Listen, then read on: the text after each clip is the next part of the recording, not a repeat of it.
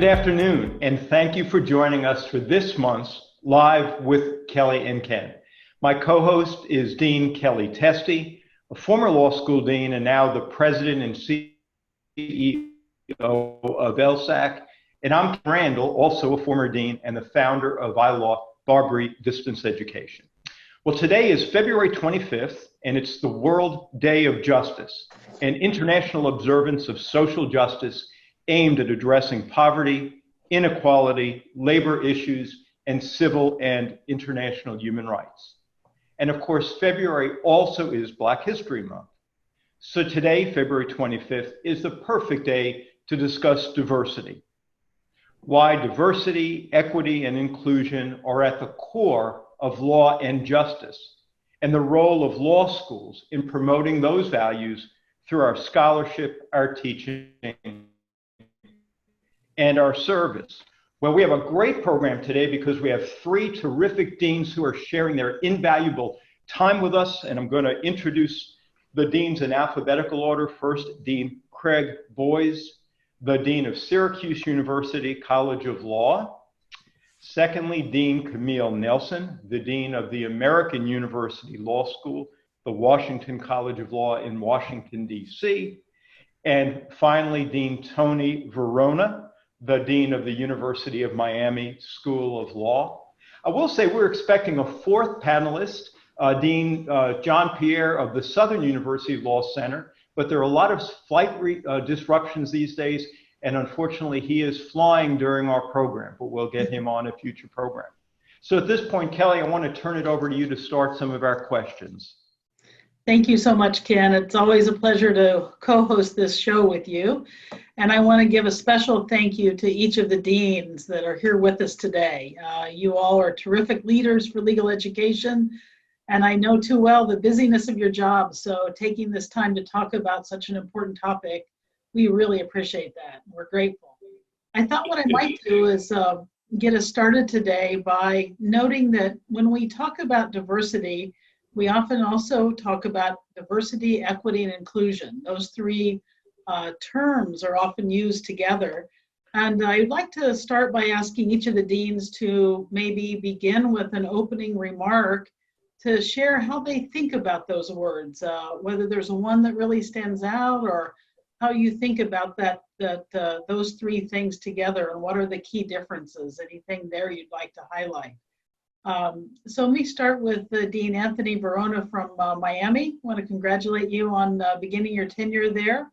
And let me begin and invite you, Dean Varona, to share any opening comments on what diversity, equity, and inclusion mean. Thank you very much, Kellye. I think it's very important to think of them as distinct values.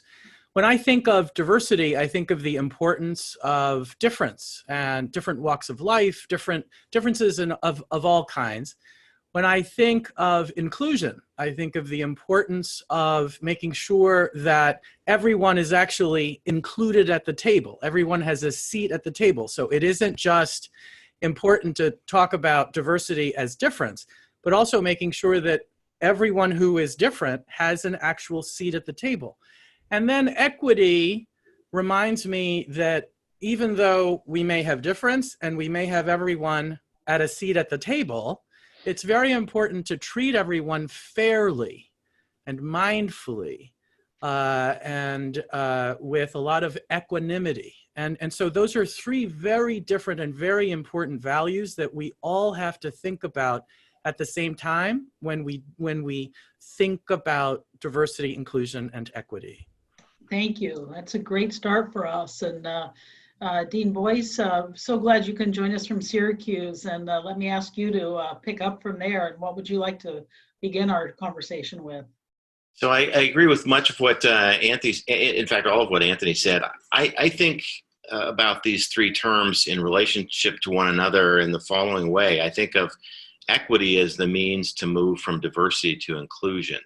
So it's one thing to have a group of people within an organization, within an institution that are diverse. As Anthony said, people bring many different things to the organization. Students bring many different perspectives to a law school. And that's diversity. And of course, that is critical. And I think, there are many institutions in the country that are becoming more diverse, much too slowly, certainly, but there's increasing diversity. But the question is then, how do you move to true inclusion? I think equity is the means to move from diversity to inclusion. We have to think about how people have access and whether we're giving them the opportunity to have the difference that they bring to the table heard.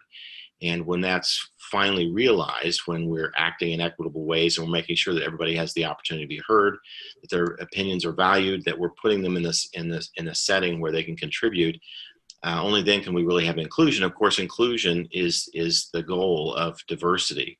So that's how I think of the three of them as sort of a continuum. Thank you so much. I appreciate that. Dean Nelson, let me move to you. I know you and I worked on a lot of issues of diversity, equity, inclusion over the course of our careers together. Let me ask you to add to this conversation about how you think about those words. Sure. Well, thank you for having me here today. When I think about this, I want to just layer on a couple of added considerations. I'd like to add empowerment into the fold, because I think it begs the question, why do we care so much about diversity and then in recent years talk about inclusion, if not for empowerment, right? So whether the empowerment is the fuel behind the notions of equity or not, I want to make sure that there is some coherence to the goals around these efforts, whether they be in firms or schools or other enterprises or society generally, is to make sure that, people are brought to the table from all walks of life, all ages, all backgrounds, all races, ethnicities, religions, everything that we are and are perceived to be, which is a lot of intersecting identity variables, many of which I haven't even named. But what's the use if we're at the table, if we're not empowered, right? So it's one thing to have us in the room, it's another thing to be at the table, but we want our voices to carry and to make a difference, presumably, in those discussions, exchanges, transactions, and for me, that's the added dynamic that is really important when we talk about D&I work or diversity, inclusion, and equity work, is to what end? And so I wanted to add that into the equation. Good. Thank you for doing that. I appreciate it. And it is really important to make sure we move not only beyond these big concepts that can be a little bit general and a little bit faceless in some way, but yet we know that diversity, equity, inclusion work is very much about individuals. We certainly try and think about that all the time at LSAC, as we're working hard to help every single candidate in their journey and really open the doors of legal education wide. So I want to see if we can turn now from the bigger concepts to something more specific. And I know that each of you are in the middle of a lot of work in your own institutions on diversity, equity, and inclusion. So maybe I could ask each of you to also share from your own perspective where you sit now, what's happening in your schools? How do you think things are going? Is there an example of some progress you've really seen? Let me ask you to bring the conversation to the school level now and talk a little bit about your own experience currently from where you sit. Dean Boise, let me begin with you this time. Thanks, Kellye.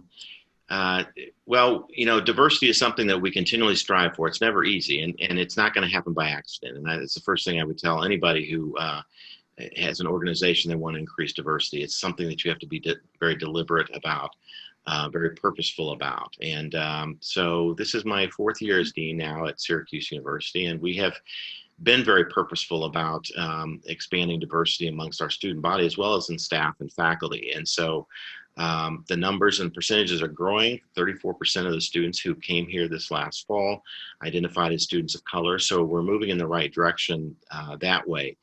We've engaged in a number of initiatives to try and expand diversity. One of those is a partnership with 3 HBCUs in Atlanta, Clark Atlanta, Spelman, and Morehouse.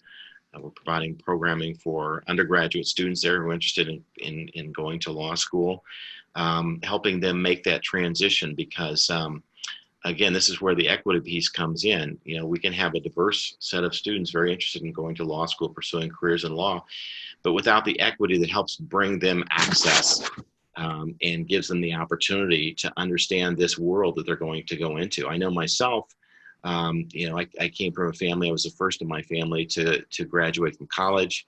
None of my family had ever been to professional school. So there were a lot of missing pieces in terms of understanding the world that I was preparing to go into. And so what we want to do is to create that kind of equitable opportunity for those students to begin to understand what the practice of law is all about and be best prepared when they do enter law school to be able to succeed there. So, so that's kind of on the diversity piece, always working to expand diversity.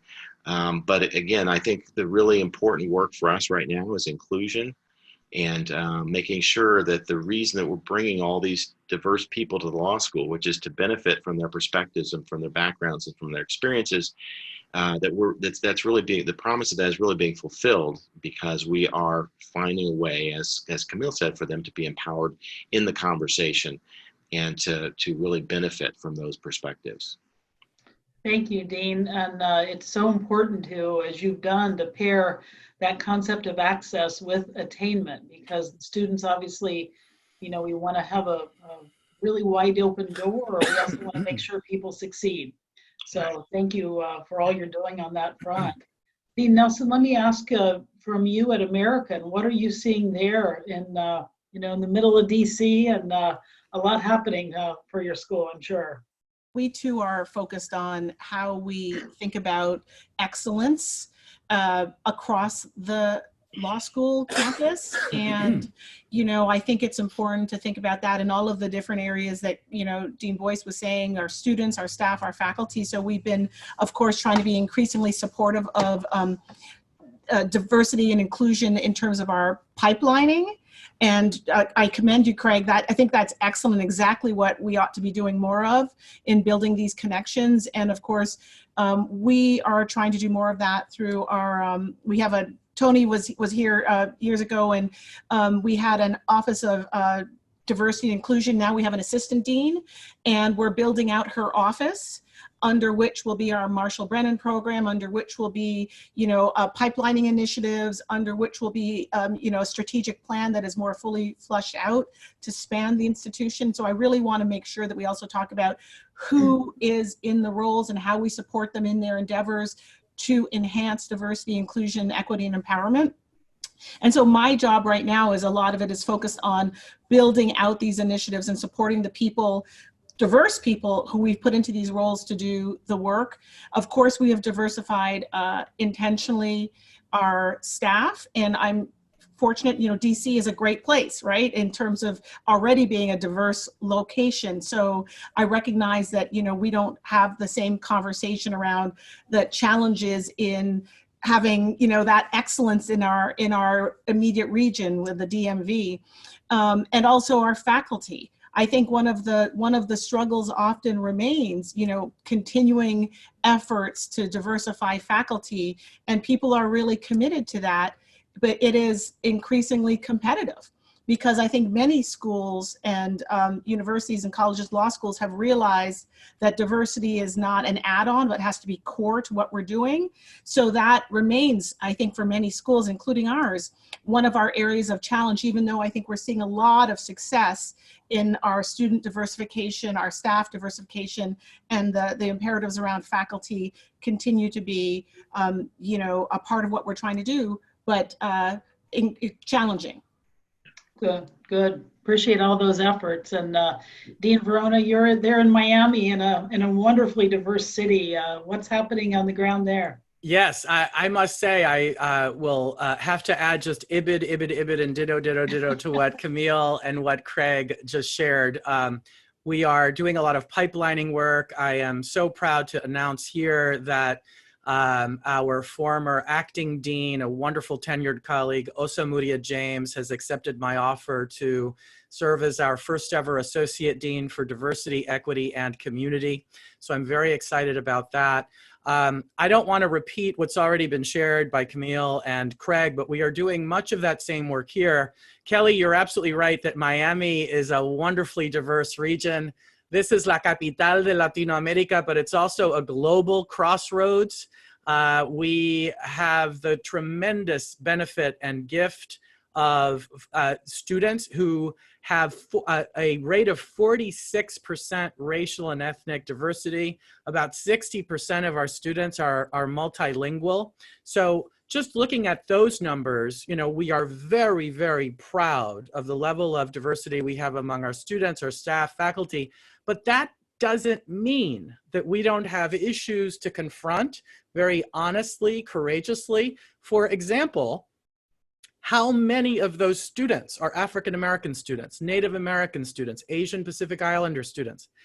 Does everybody feel comfortable and, as Camille said, empowered at the table, right? So that's where diversity, equity, inclusion come in. Let's look deeper at these diversity rates to see if we are touching everybody and empowering everyone. So those are some of the questions, some of the conversations that we are having now. We also have the tremendous benefit of having an extremely vibrant LGBTQ community. And I know that we are going to talk about progress in diversity, equity, and inclusion, and certainly mental illness disclosure are tremendous signs of progress on this front, certainly over the last 10, 20 years. But yeah, so we are doing all of that. And really enjoying what we have to offer here in South Florida, but not just taking the easy answers and going with them, really going deep and having big conversations.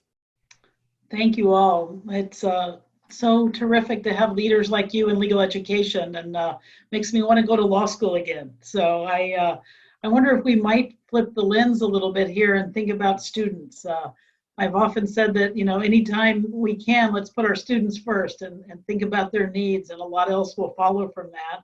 So I wonder if you might each reflect a little bit on the student's perspective. And when you think about students coming to your institutions, or even think more broadly about just them coming into legal education and to our profession, do you feel hopeful at this point for issues of diversity and equity?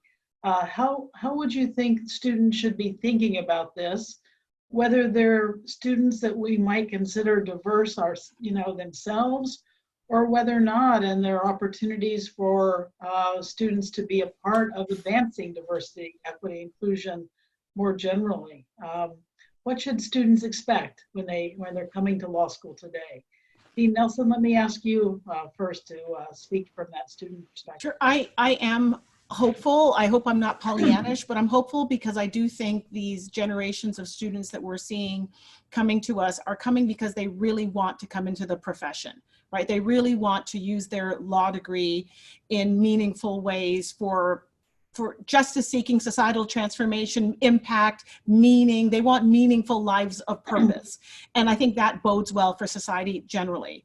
In terms of diversity and inclusion, I will say that I do think one of the challenges is, you know, some people don't get to choose generally their courses in their first year, right? People don't generally get to choose their faculty in first year.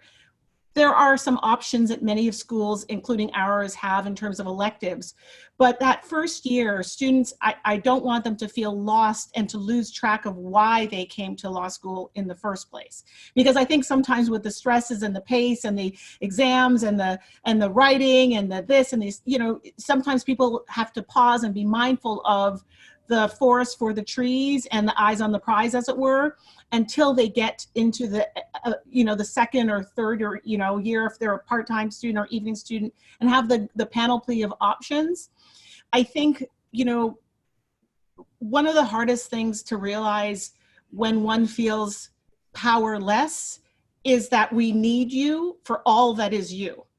And I think, especially in first year and generally the larger classes, it's easy to feel lost and to not recognize, and we often don't say that enough, we need you in this profession.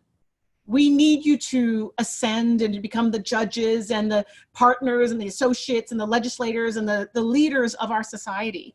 And you don't have to do that by fitting into some templated, form of what a lawyer is supposed to have been in an antiquated sense. So I feel that the challenge is increasingly with D&I and the students coming in, authenticity and sense of self, and recognizing that, yes, we do want all of you, and that your charge is also to pave and craft new paths. And our job is to keep those doors open and to support our students as they ascend in this profession and indeed in society more generally. To not lose yourself is, I guess, what I'm saying, and your heart in the midst. That's good advice. Also, sometimes a tall order in the first year, but it's especially then. Let's have people write it down and remember it. I completely agree. Dean Boise, I want to turn to you, and in doing so, I'd like to also invite you to share a little bit about some of the online programs that you're working on, because I've been impressed by those as a way to increase access as well. So, yeah, absolutely. So we began a program we call JD Interactive, which is a hybrid online JD program. We began that with a cohort of 32 students a year ago in January. We added an additional 50 students in August. And it's been a fascinating journey. First of all, it is something of a journey. This is a long process, as you're all familiar, navigating accreditation standards with the ABA and the like. But what we've discovered is fascinating. We've tapped into a market of students who are not, you would call them post-traditional students. And they missed the on-ramp, didn't take the on-ramp in their early 20s to law school. And I guess I had maybe not realized the extent of which how difficult it is to go back and take that path later in life, particularly when you've got a family, when you've perhaps got a job, a career. Requires being someplace where there actually is a law school perhaps has a part-time program. So for a variety of reasons, there's a market of people out there who have not been able to get a legal education. And so we're really tapping into this market.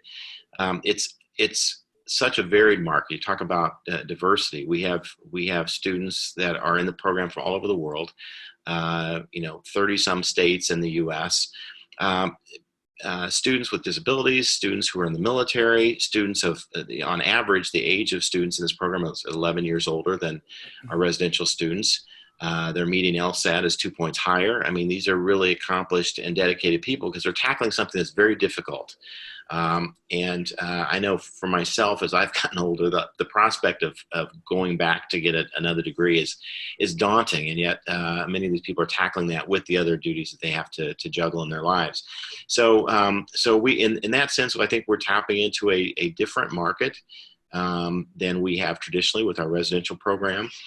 Particularly with people in the military, which in itself is a very diverse organization. So there's an opportunity for us to create diversity as we're serving the military community because of the fact that they're frequently moving. It's very difficult for them to be in a place long enough to pursue a law degree. So, and I hope that in this program, we're able to address some of the challenges for, again, students with disabilities, providing accessibility through this program, as well as the rural lawyer crisis, which I think is something those of us sometimes in more metropolitan areas and backgrounds don't think about. There are real legal deserts all across the country, and so being able to train lawyers in those places who want to stay there, I think can help to address that concern and make sure that there's access to justice for people in our least populated areas in the country. Thank you so much, and thanks for the innovation of that program. I'll share a funny anecdote with you. I wanted to myself administer the LSAT as we changed to our digital format so that I could personally see how it is in the field, and met a wonderful dentist out in Bend, Oregon, who, when you're in a dental practice, you're not going to move, right? You're there. So many people out there who will be great lawyers, I think, who will benefit from increasing opportunities.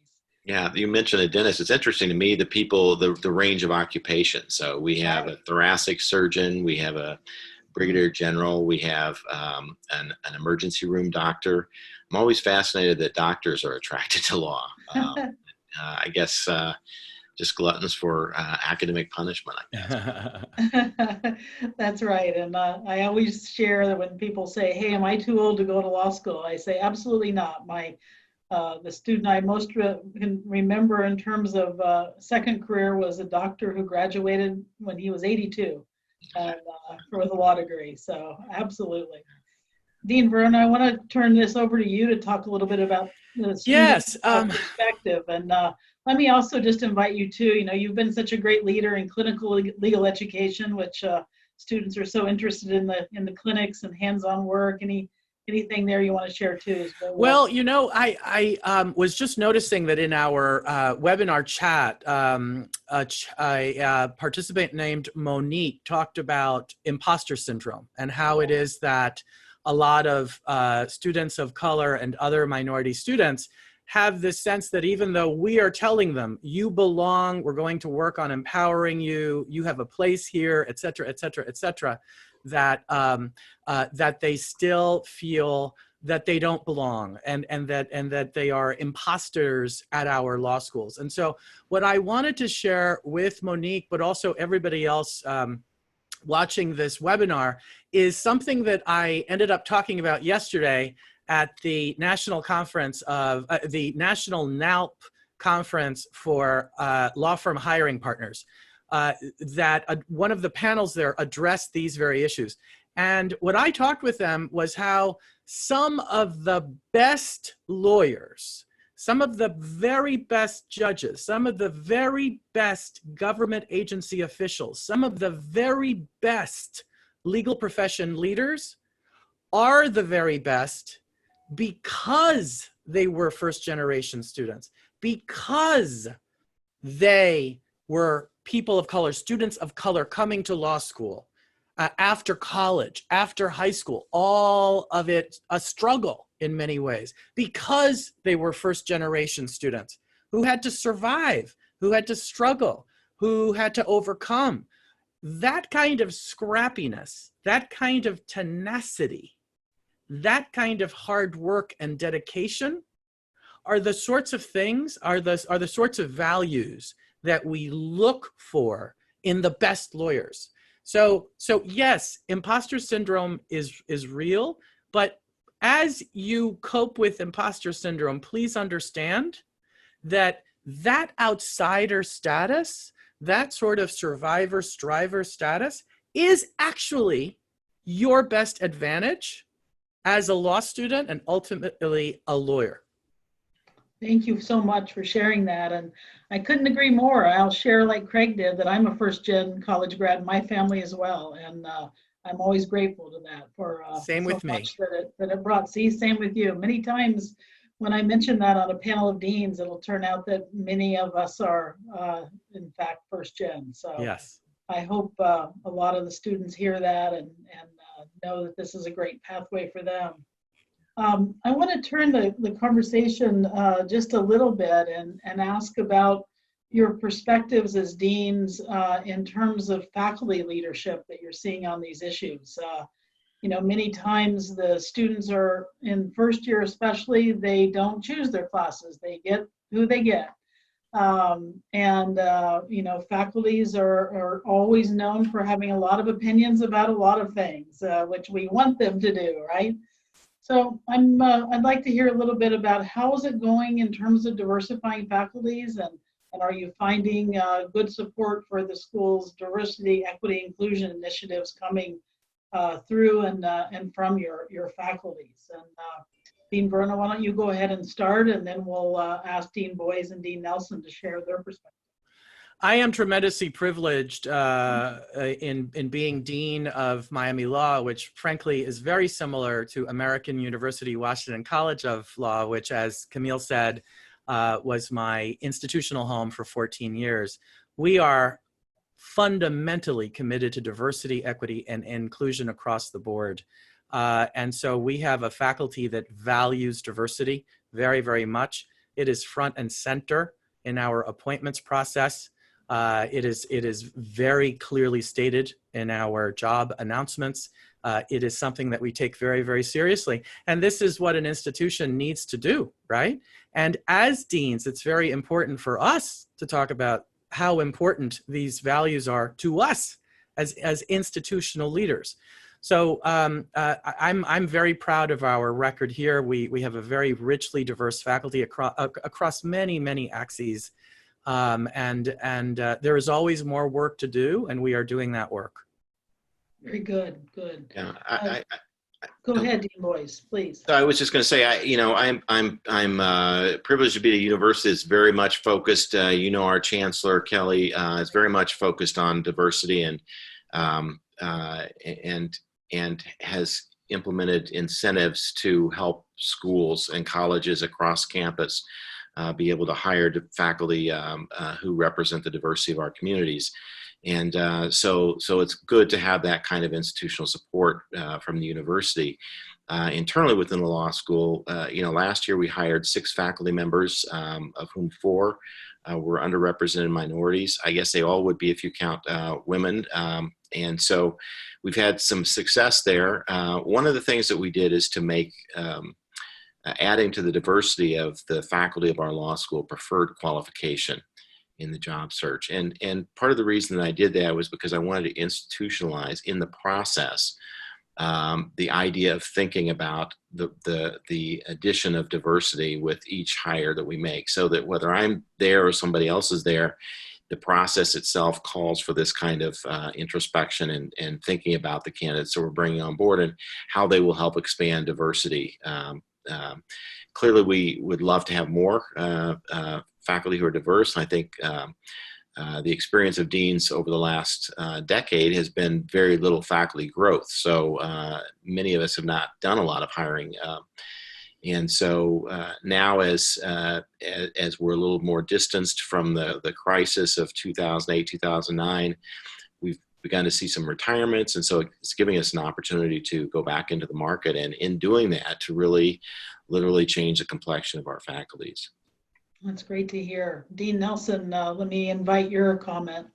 Sure, thank you. I think that faculty, thankfully, are fully vested, as Tony suggested and Craig echoed, in diversity and inclusion. And our school considers it core to who we are, and we've been thankfully recognized as one of the most diverse schools in the country year over year.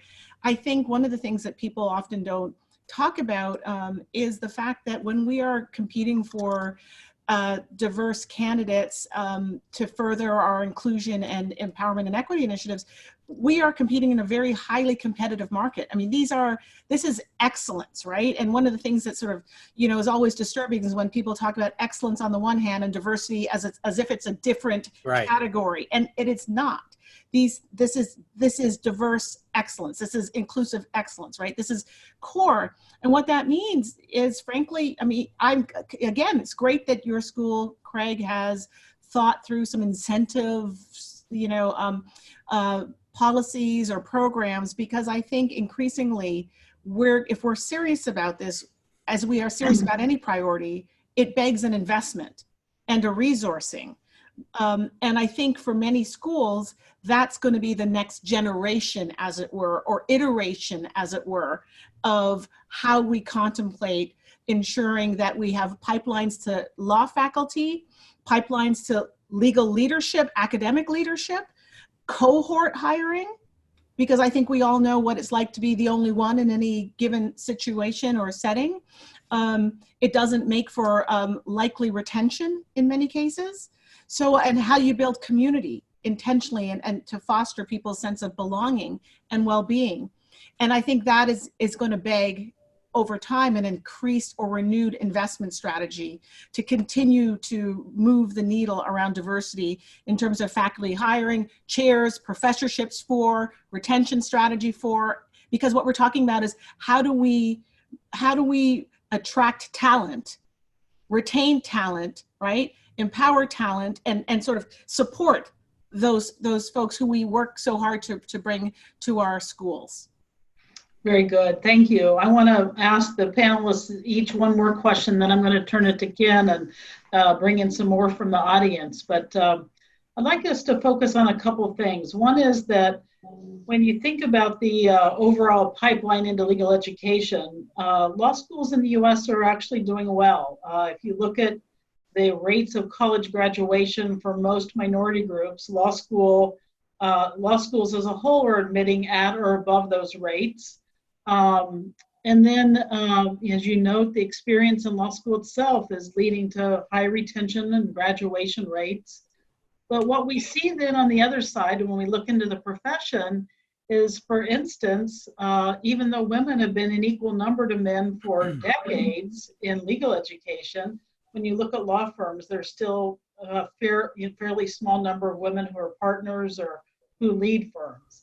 And similarly, when you look at students of color graduating from law school, there's still a lower representation when you look out into the profession in partnership tracks or leaders of firms. So I'm wondering if you might all share some reflections on that entire pipeline, and particularly looking out into the profession. What can we all do together to help advance our profession so that it becomes more diverse and more like the society that we all want to serve so well through law?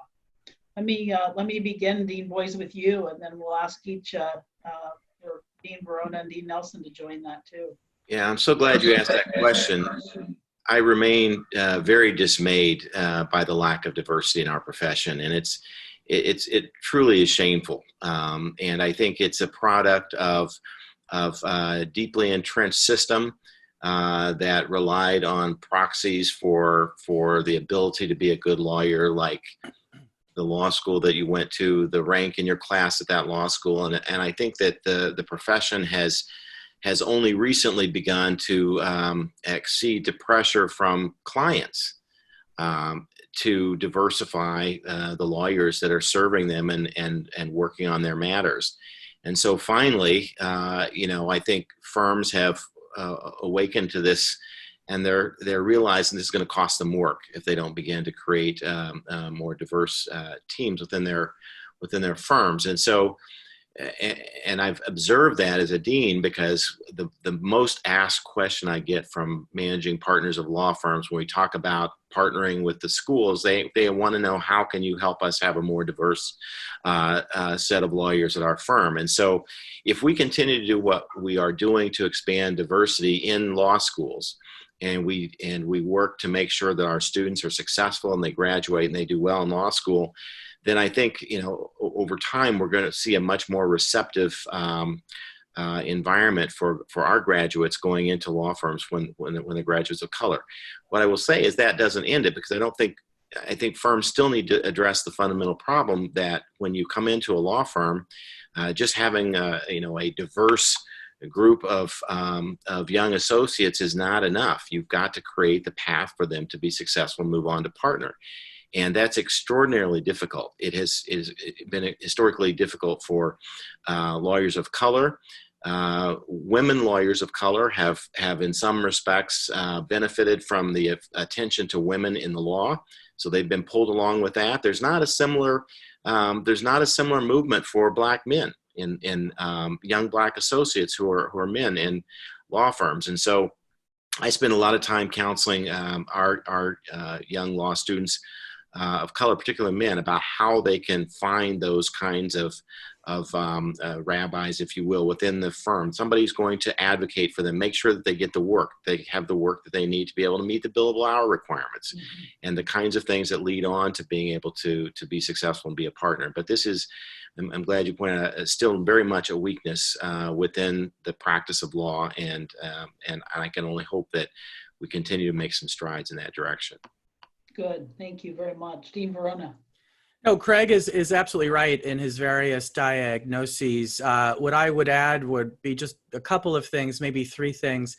One is that when I was speaking with the NALP or at the NALP hiring partners conference yesterday, I said to them, look, if you are interested in hiring the best law students, and going back to what Camille said earlier, truly excellent students, then restricting your hiring to just that window with respect to transcript review of after the first semester of the first year, right? Just that first semester, basing fundamental hiring decisions just on the first semester of the first year of law school, you're not doing it right. And so we had a very honest conversation about perhaps other alternatives, opportunities for reform systematically and institutionally. So that's one thing, right? A couple of years ago, maybe 3 or 4 years ago, I was asked by the Hispanic Bar Association of DC to write the foreword to a really powerful report that they put out showing, after quite a bit of research, that the numbers at DC-based law firms for Latino lawyers have actually gone down. They've either stayed the same or they've gone down over the last decade, 2 decades, etc. So that's not good. And there are many, many reasons for why it is that that's happening. Certainly a lot of the equity and inclusion issues that we are talking about, not just focusing on the numbers and the identities, certainly that. There are wellness issues that are family work balance issues, certainly there too. But I think what we also need to emphasize is that those law firms, those law practices, non-solo group law practices that are the most effective law practices are those that are diverse, inclusive, and respect equity. And they exist out there. And so I think the difference between those practices and the ones that are not successful are that those practices, just like corporate America, by the way, and a lot of government agencies have figured out that diversity, inclusion, and equity are good for business. Yeah. They are very, very good for doing a good job as lawyers. One of the analogies that I always like to use when talking about diversity issues is that of alloys, right? Some of the strongest metals are combinations of metals that blended together become much, much stronger than their individual constituent parts. That's how I think about diversity. Also, when we bring together diverse voices that are empowered, that are at the table, that are included and treated fairly, decisions are better, strategies are stronger, lawyering is better. Some practices have figured that out, some haven't. Good, thank you so much. Dean Nelson. So, I think this ongoing conversation that, this is decade after decade, we keep seeing the same struggles with the lack of diversity at the highest ranks, in quotes, of our profession, right? And if we focus on sort of corporate firms and other areas where we see legal leadership, I think it begs a leadership question itself, right? I would like it if people came to diversity, inclusion, equity, empowerment out of the goodness of their heart. I will accept, however, in terms of strategic interest convergence, that people are going to get to that question because of the business dynamic, the profitability, and their firms and various constituencies mandating this or expecting it. If that is the case, you need the thought leaders and the legal leaders in those firms or agencies or whatever to carry that water. And I will say, I benefited from, and by the way, and we as the mentee, us quote unquote outsiders or non-traditional, whatever that means, but we know what it means. Lawyers need to also recognize that we probably won't be mentored by someone who is exactly, coming from where we're coming from, right? So that being the case, I benefited from, a senior white partner in my firm saying, you, Camille, you come with me, and you second, I think I was a third chair on a Supreme Court matter, and I had no business being on that matter. But he took me under his wing, to your point, Craig, to make sure I was getting the type of work that I needed to get, the type of billable hours. And by the way, that sent a signal. When a senior partner, a corner office partner, we all know the hierarchy, and one of those big firms takes you under his or her wing, that says to the rest of them, she has worth, he has worth, they have worth, right? We are serious about this mentorship and this person's track. And I think when I say begs the leadership question, I think we need to see more of that, because when leaders say, this is a priority for my enterprise, entity, firm, school, things can get turned in a different direction rather quickly because the culture will absorb, I hypothesize, that those strategic imperatives and priorities when it's clear that there are expectations and benchmarking and priorities that should be embedded in the culture more firmly. So I think we have to frankly start asking some hard questions, because it's not like we don't exist. It's not like there aren't incredible lawyers, graduate students that we are bringing through this pipeline of the legal academy and legal education. They exist, but they need to be considered, groomed, mentored, sponsored, and brought along the trajectory intentionally. To your point, Craig, deliberately, right? And I think then we'll start to see some more meaningful difference. Thank you very much, Camille. And let me note as I transition to Ken too, that one project that may help with this transparency a little bit is that a few years ago, the American Bar Association's Committee on Racial and Ethnic Diversity had a resolution called Resolution 113, and it aimed to get companies to ask the law firms they work with to actually disclose whether they were in fact diverse or not, and their commitments. And recently we have, with the great support of Microsoft, worked with the ABA to bring a lot more automation and transparency to that. Mm-hmm. So starting right now, there's actually there are 100 companies and 500 law firms that have filled out the 113 model survey. And that's bringing, I think, a lot greater transparency to really what is happening in the firm so that people will know. And when the client, to your point, asks those questions of the firm, that tends to get some attention. And so at LSAC, we're hopeful that our technological resources have been able to be helpful on this project so that it brings greater transparency to the profession. And we certainly appreciate the advocacy that you're all doing, not only in your own schools, but the way you're moving out to the firms as well to help extend the commitments that legal education is benefiting from on through the entire cycle. So Ken, let me turn it to you. I see that our community has a lot of questions about what different kinds of diversities law schools are looking for and a number of other things. Let me ask you to bring some of those audience questions in. Yeah, thank you. And Dean's just wonderful dialogue. Thank you for this. We're probably down to about 15 minutes. We probably need 2 to 3 hours, but what a great set of questions. And looking at some of the chat coming, I know from some people thinking about law school, they're asking about the place in law school for each of them. And I just want to really affirm, I think on behalf of 208 ABA law schools, that law schools really want to be inclusive. There is really a law school or multiple law schools for everyone who's interested in law school. I know, Craig, you were talking about the online space. We've heard exactly the same thing. People who have wanted to be lawyers their whole lives, but life got in the way. So there's a lot of room. So sometimes you'll see me look down, and that's because in addition to some of the chat questions, I'll get a question texted to me. And in the time remaining, I'm going to ask each of the deans just one separate but different question. And then I think Kellye will probably do some closing. And Craig, I'm going to start with you. You mentioned the ABA standards. And we know that there will be some new leadership at the ABA section of legal education. If you were advising the ABA, what kinds of changes in standards, or would you recommend any changes in standards further to promote inclusivity, equity, and diversity in law schools? Oh, that's a good question, Ken. If I were advising the council on that, that's a very long list of things I think I would be talking with the council about.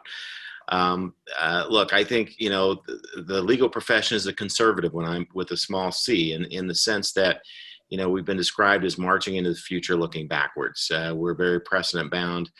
I think that spills over oftentimes into the decisions we make, and I think it's spilled into the decisions we made about how we regulate, credit, and monitor the performance of law schools. And I think we've, over time, erred on the side of being very focused on some inputs that were historical inputs, how many books in the library, student-faculty ratio, and a range of things like that. not so much focused on the actual output. What are the outcomes?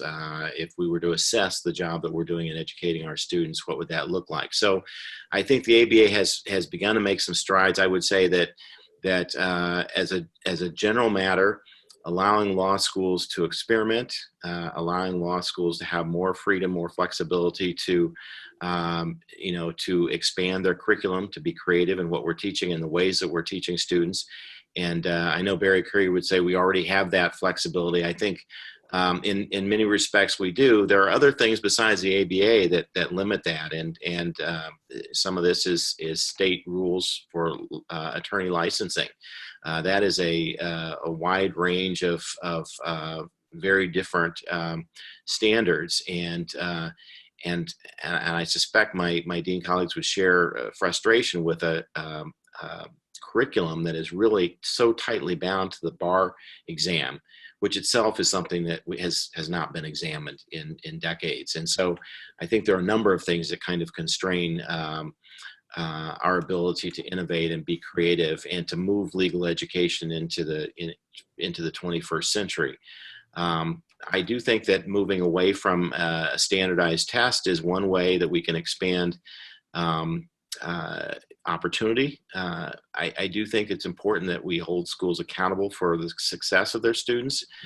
Simply opening the door and admitting more students to come in and fail after a year having paid tuition is not opportunity. That's exploitation. And so I think it's important that we're accountable for making our students, giving our students the opportunity to be successful as they move through their studies.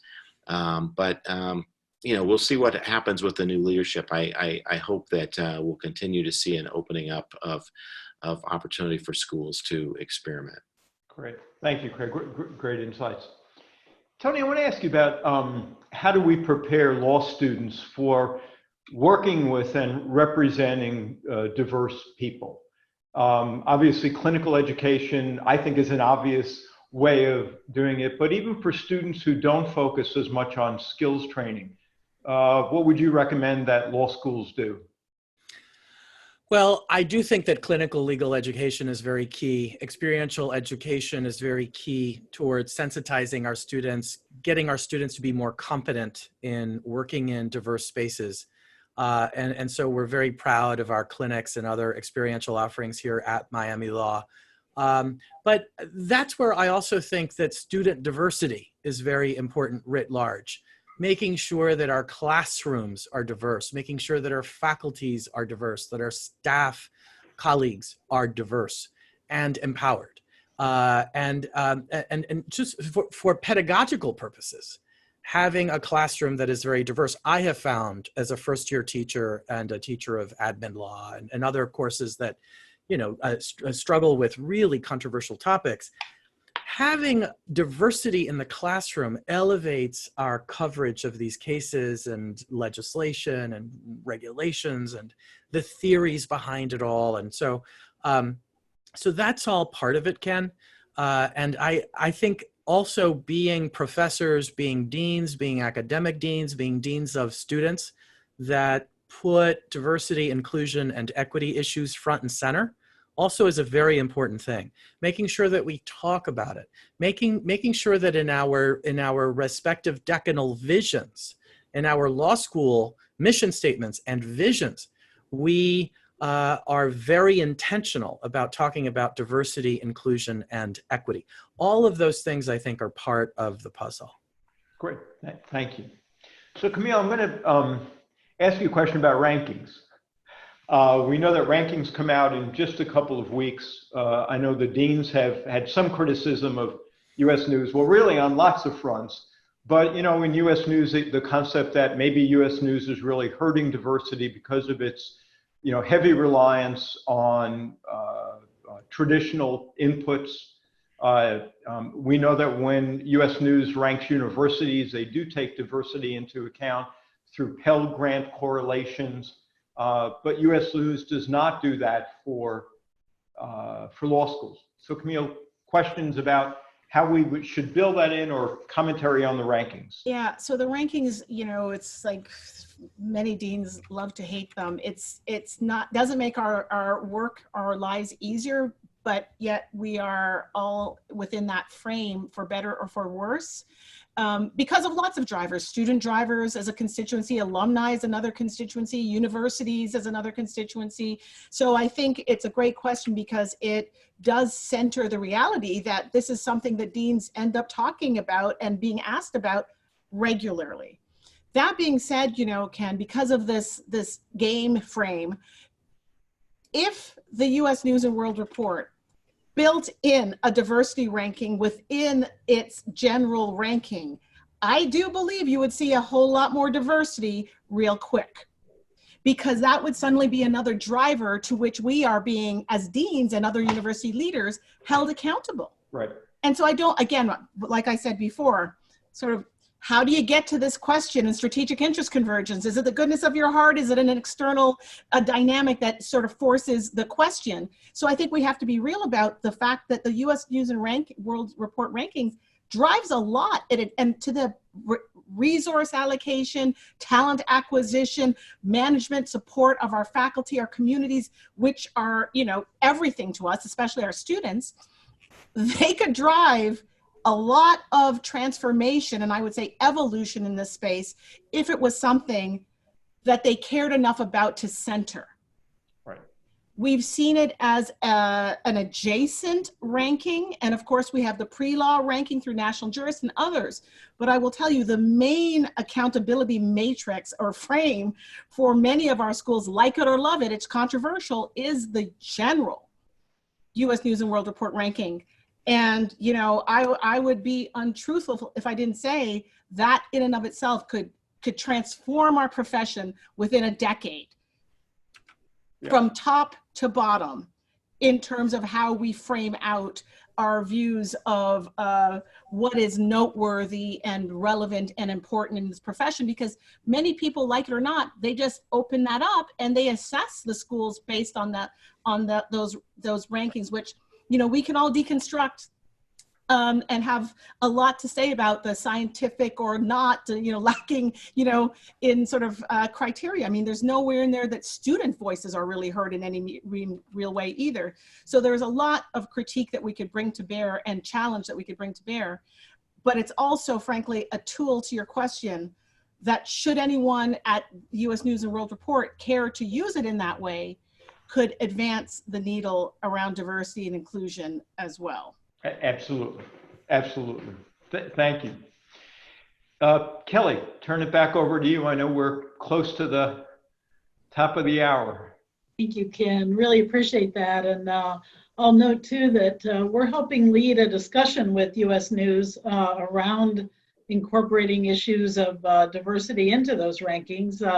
As noted, in the undergraduate context, they use Pell Grant recipients as a way to measure some socioeconomic diversity, and LSAC certainly could help provide that data if that were something that could be done. So there's some hopeful conversations happening on that front. I think there's also hopeful conversations around just the critical importance of holistic admission.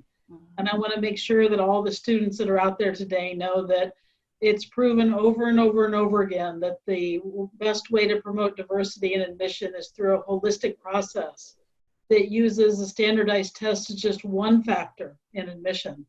And US News rankings right now are driving schools to, in some ways, almost overuse some factors. So we're hopeful that law will continue to have the high integrity it's known for and increasingly, you know, work on holistic admission. But I think all of us join in letting those candidates know that we do see you as you. You're not a test scorer, you're a person that brings so much to what law has to offer and what you have to offer law.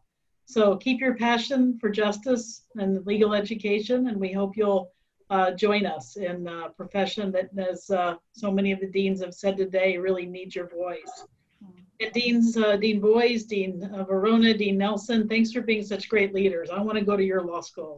But, Ken, I thought you might close us out by letting everyone know what we're going to do in March, because it's a certain March Madness month. Yeah, well, thank you, Kellye, and thank you, Deans. And Dean Nelson, that's why I, in part, ended with the question about rankings, because that indeed is the topic for the next Kellye and Ken on March 23rd. As Kellye has called it, March Madness for law schools.